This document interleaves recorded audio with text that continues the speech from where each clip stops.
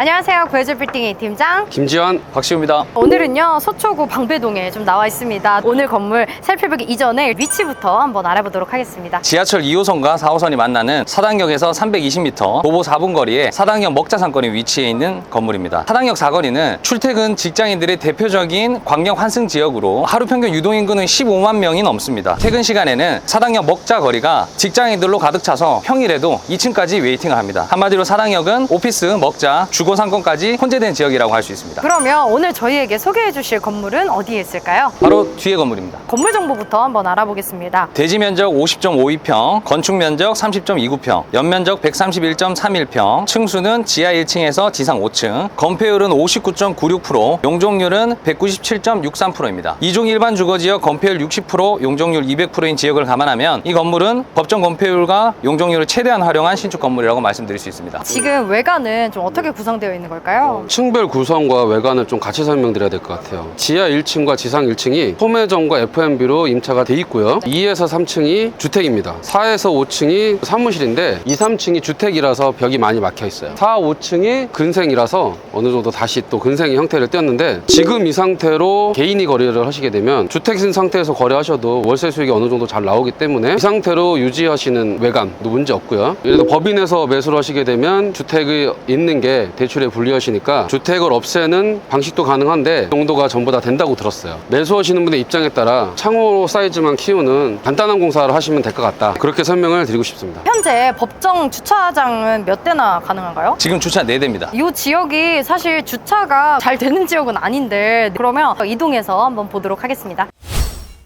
건물 안쪽으로 좀 들어왔는데 1층 같은 경우에는 F&B가 있었잖아요. 대표님께서 좋아하시는 요소가 있었어요. 1층에 예쁘게 운영 잘 되고 있는 F&B 카페가 있었고, 1층 매장을 내려다보는 각도에서 고개를 좀 이렇게 내리면 바로 선컨을 통해서 지하가 다이렉트로 보였어요. 조경도 예쁘게 해놓으셨고, 50평 초반의 토지지만 1층에 주차장 뽑으면서 매장도 놨고 선컨도 놨고, 작은 토지에 최신의 설계 방식으로 이것저것 잘 들어가져 있는 것 같아요. 저희가 들어올 때 비밀번호를 치고 들어왔거든요. 1층은 따로 세를 주시고 나 오피스를 쓰겠다, 사옥으로 하시는 분들한테도 분리되어 있으니까 좋겠다는 생각이 듭니다. 안에 내부 깔끔하게 정리되어 있고요. 저희 엘리베이터 타고 다른 공간도 한번 보여드려 볼게요. 저희가 이제 최상층으로 좀 올라왔는데 여기 구조가 되게 특이하게 되어 있어요, 대표님. 네. 어떤 구조일까요? 지금 여기가 4층인데 5층하고 복층 구조예요. 용적률을 다 찾은 건물이지만 밑에 층에서 다 찾았고 위에서는 사선 제한으로 좀씩 좁아지니까 이 4층이 온전한 한계층으로 세를 맞추기에는 조금 작은 거죠. 그래서 5층하고 복층을 했는데 사실은 이제 그게 중요한 게 아니에요. 인테리어를 완벽하게 해놓으셨어요. 제가 보기엔 뭐 거의 파티룸, 사무실 뭐를 해도 될 것 같아요. 이미 깔끔하게 다 되어 있으니까 네. 최소한의 공사들만 하시고 진행하셔도 될 것 같다는 생각이 듭니다. 저희가 이제 옥상으로 왔는데 예쁘게 꾸며놓으신 데다가 시원하게 잘 트여 있어요. 대표님, 이 정도의 루프탑이다 하면 어느 정도인가요? 정말 최상급이에요. 되게 노하우가 있으신 게 조경을 하면 그게 나중에 이제 누수에 악영향을 주거든요. 저도 항상 이제 옥상 조경 이런 식으로 해요. 화분을 그냥 여러 개 놔서 조경을 한 것처럼 하거든요. 이렇게 되면 이제 건물에 어떤 지장을 안 주면서 조경 관리가 확실히 수월해지고, 바닥도 되게 예쁜 자갈을 갈아서 카페 테라스처럼 예쁘게 잘 해놨어요. 다양한 방면으로 공사를 최소한으로도 할 수 있을 것 같다 뭐 이렇게 얘기해 주셨는데, 최소한의 공사라면 어느 정도나 될까요? 저는 사실은 안 할 거면 아예 하지 말자, 할 거면 제대로 하자, 약간 어중간한 건 좀 피하는 방식인데, 왜냐면 돈은 돈대로 쓰고 효과가 없을 만한 게 어중간한 거거든요. 아예 안 할 것 같다면 지금 상태에서요 그냥 주택의 용도 변경만 하는 거예요.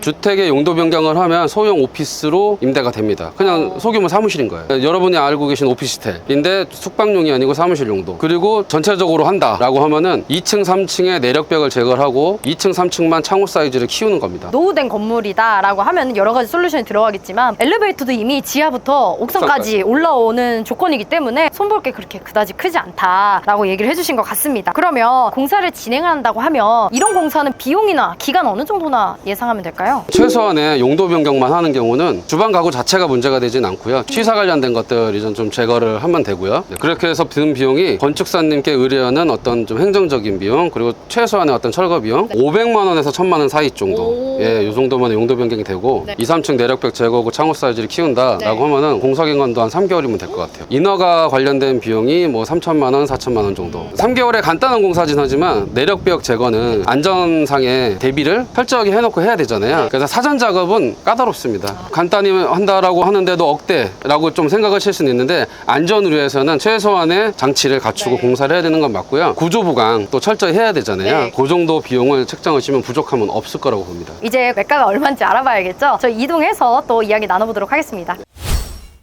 일단 주변 좀 시세 어떤가요? 사당역 주변으로 노후화된 구축 건물들이 평당 9천에서 한 1억 초반 정도로 형성이 되어 있습니다. 리모델링이 됐거나 아니면 신축이 된 건물들은 1억 초반의 호가가 지금 형성이 되어 있습니다. 오늘의 건물 매매가는 어떻게 될까요? 본 건물은 매매가 52억이고요. 네. 평당 1억입니다. 21년도에 준공된 신축 건물이고 신축비와 신축 기간 동안 발생한 이자 비용이랑 부대 비용 감안한다라고 하면 다른 신축해야 될 건물보다는 최소 1,000만 원 정도는 싸게 매입하는 것이라고 볼 수 있겠습니다. 그럼 현재 임대료는 좀 어떻게 구성되어 있죠? 지하 1층이랑 1층, 4층, 5층은 건물주분이 실사용을 하고 계시고요. 현재 지금 임대료가 발생하는 부분은 2층, 3층 보증금이 1억에 임대료가 670만 원씩 나오고 있습니다. 그래서 아까 대표님이 매수하셔서 그대로 월세를 받으셔도 괜찮을 것 같다라고 얘기를 해주셨나 봅니다. 법인이 아니시고 개인이시라면 상태를 고스란히 사서 용도 변경도 필요 없이 그냥 유지하셔도 될 것 같아요. 실사용하시는 부분이라고 하면 명도나 이런 부분은 자연스럽게 될 것 같은데 원룸이나 이런 것들은 어떤가요? 개인이 매수하실 수도 있고 법인이 매수하실 수도 있으니까 건물주분이 2층, 3층도 명도를 다 해주신다고 했고요. 원하신다면. 네. 안 할 수도 있는 거고 근생으로 용도 변경하는 것도 다 협조는 해주셨습니다. 그렇다면 이제 실투자금 어느 정도나 될까요? 매매가가 52억인데 탁감 가격이 지금 52억을 나왔습니다. 건물담보대출 80%까지는 가능할 거라고 보고요. 그렇지만 이제 개인이나 법인에 따라서 대출 여부는 좀 달라질 수 있으니까 문의 주시면 저희가 좀 구체적으로 검토해드리겠습니다. 이후에 시세 차익은 어느 정도나 기대할 수 있을까요?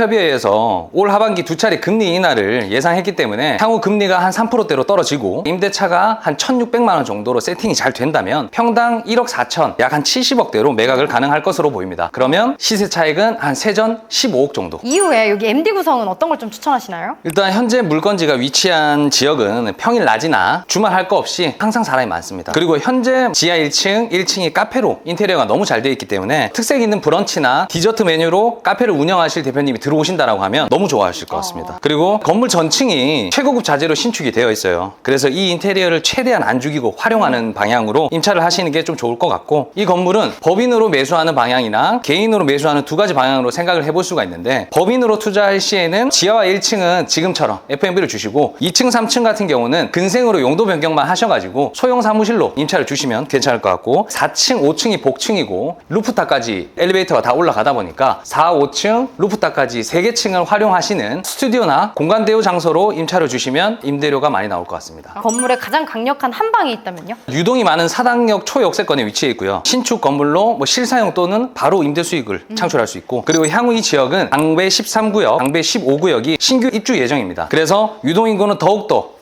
활성화될 것으로 보이고, 앞으로 정보사 부지가 개발이 되고 사당역 복합 환승센터가 들어오는 등 중장기적으로 봤을 때 지가 상승이 확실한 지역이라고 보겠습니다. 대표님께서 생각하시는 가장 강력한 한방은요? 지금 저희가 서 있는 이거 4층, 5층, 네. 6층이 6층이 해당되는 옥상, 요 3개 층을 한 10명 내외 정도 되는 기업에서 사업으로 쓰시면서 매입을 하시는 거죠. 그러면 사실상 밑에 층에서는 또 월세가 빵빵하게 나오고, 지하철역 가까우니까 직원 출퇴근 좋으시고, 주차도 준수하고, 건물도 깨끗하고, 디자인 회사, 출판 업계, 사진업계, 이런 분들께서 이 예쁜 건물을 활용하시면서 투자를 겸하시는 건 어떤가라는 생각이 들어요. 추가적으로 들어갈 비용이 없기 때문에 금액 자체가 되게 좀 가볍게 나온 거라는 생각이 듭니다. 자, 이렇게 해서 저희가 오늘은 방배에 위치해 있는 매물을 소개해 드렸습니다. 관심 있으신 분들은 아래 번호로 연락 주시고요. 저희 이사님께서 직접 1대1로 다 상담 문의 받아주실 거니까 방배동 궁금하다, 매물 소개해달라 하시면 될 것 같습니다. 참 건물 투자라는 게 쉽지는 않은 것 같아요.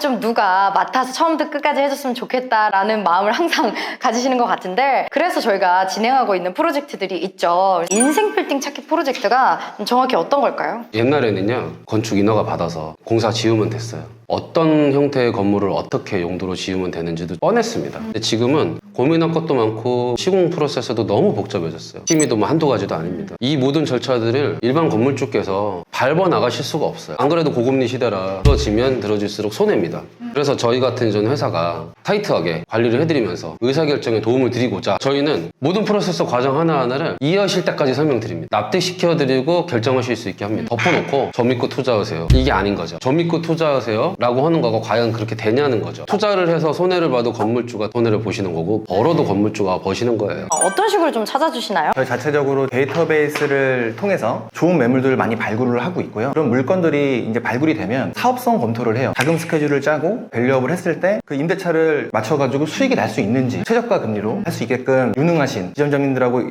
지금 연결을 시켜드리고 있고요. 절세 전문가를 통해서 각자의 상황에 맞게끔 맞춤 컨설팅 해드리고 있습니다. 대표님께서 도와주시는 부분도 클 것 같은데요. 단순하게 건물 한번 싹 보고 이렇게 할 수 있을 것 같다라고 하는 그 단순한 판단이 몇십억 투자의 어떤 기준이 흔들려 버리는 상황들 너무 무지기수로 많이 받았어요. 일단은 매수 전 검토만 요청하셔도 리스크를 굉장히 줄이실 수 있는데 건축 전문가로서 예상 비용 발생될 수 있는 어떤 리스크들, 기간들 제가 다 책정을 해드리면 그때 매수 검토하시면 되거든요. 건물 안에를 건물주가 안 보여주셔도 90% 검토 의견을 드릴 수 있는 상황이라는 거 제 역할이 크다고 자부심을 갖고 있습니다. 이렇게 인생 빌딩을 찾아주시고 밸류업을 하게 되면 끝나나요? 구해줘 공실팀에서 전국에 있는 부동산하고 좀 협업을 하고 있어요. 최대한 빠르게 임대를 마치고요. 세입자 관리까지 지금 진행해주고 있습니다. 회사 자체적으로 빌딩 유지관리 부서를 신설을 해서 그 역량을 지금 키우고 있습니다. 물 새죠, 바람 생기죠, 간판짜리 지저분하게 만들죠, 원상복구 안 오고 적당히 타협 보고 빠지죠. 자, 그럼 1%짜리 건물이 되는 거예요. 오래돼서 그냥 되는 게 아니고요, 관리를 안 해서입니다. 결국엔 밸류업도 중요하지만 이 밸류업된 가치를 떨어뜨리지 않게 계속 유지하는 것도 굉장히 중요하다. 근데 보통 이런 프로젝트를 진행을 하면